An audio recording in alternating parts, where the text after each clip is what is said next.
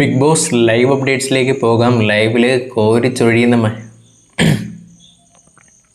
Big boss live അപ്ഡേറ്റ്സിലേക്ക് പോകാം. ലൈവിൽ കോരിച്ചൊരിയുന്ന മഴയത്ത് ഒറ്റപ്പെട്ടിരിക്കുന്ന ജയിലിൽ കഴിയുന്ന അനുമോളെയും അതേപോലെ തന്നെ അനീഷിനെയാണ് നമുക്ക് ലൈവിൽ കാണാനായിട്ട് സാധിക്കുന്നത്. എന്തായാലും ബിഗ് ബോസ് ചോദിക്കുന്നുണ്ട് രണ്ടുപേരോടും ടാസ്ക് കഴിഞ്ഞു എന്നുള്ള രീതിയിൽ. അവർക്ക് കൊടുത്തുള്ള ടാസ്ക് അറിയാലോ, അതായത് തീപ്പെട്ടി മനുഷ്യനെ നിർമ്മിക്കുക എന്നുള്ളതാണ് അവർക്ക് കൊടുത്തുള്ള ടാസ്ക് എന്ന് പറയുന്നത്. സിമ്പിളായിട്ടുള്ള ടാസ്ക്കാണ്, 100 എണ്ണം ഉണ്ടാക്കുക എന്നുള്ളതാണ്. എന്തായാലും അവർ രണ്ടുപേരും അത് കംപ്ലീറ്റ് ചെയ്തിട്ടുണ്ട്.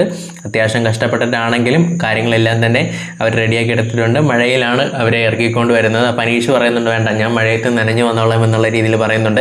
ബിഗ് ബോസ് പറയുന്നുണ്ട് മൈക്കൊന്നും നനയ്ക്കരുത് എന്നുള്ള രീതിയിൽ പറയുന്നുണ്ട്.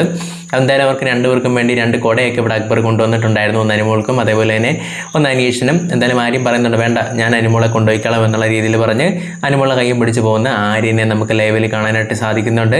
അതിനുശേഷം നോക്കുവാണെങ്കിൽ അനീഷ് നമ്മുടെ അക്ബർ കുട പിടിച്ചിട്ട് വേണ്ട, എന്നെ കുട പിടിച്ച് ശല്യപ്പെടുത്തരുത്, എനിക്കത് ഇഷ്ടമില്ല എന്ന് പറഞ്ഞു പോകുന്ന നമ്മുടെ അനീഷിനെ കാണാനായിട്ട് സാധിക്കുന്നുണ്ട്.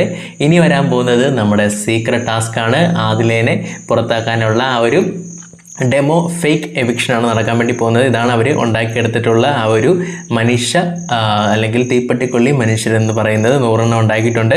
എന്തായാലും ഇവിടെ അനുമോൾ എന്നുള്ള ഒരു ആളെയും കാണാനായിട്ട് സാധിക്കുന്നുണ്ട്. അവസാനം അനീഷ് നേടിയ ഒരു മനുഷ്യനെയും നമുക്ക് കാണാനായിട്ട് സാധിക്കുന്നുണ്ട്. എന്തായാലും രണ്ടുപേരും കിടിലമായിട്ട് തന്നെ ടാസ്ക് അവസാനിപ്പിച്ച് അങ്ങനെ അവരുടെ ജയിൽ പണിഷ്മെൻറ്റ് അവസാനിച്ചിരിക്കുകയാണ് ലൈവിൽ.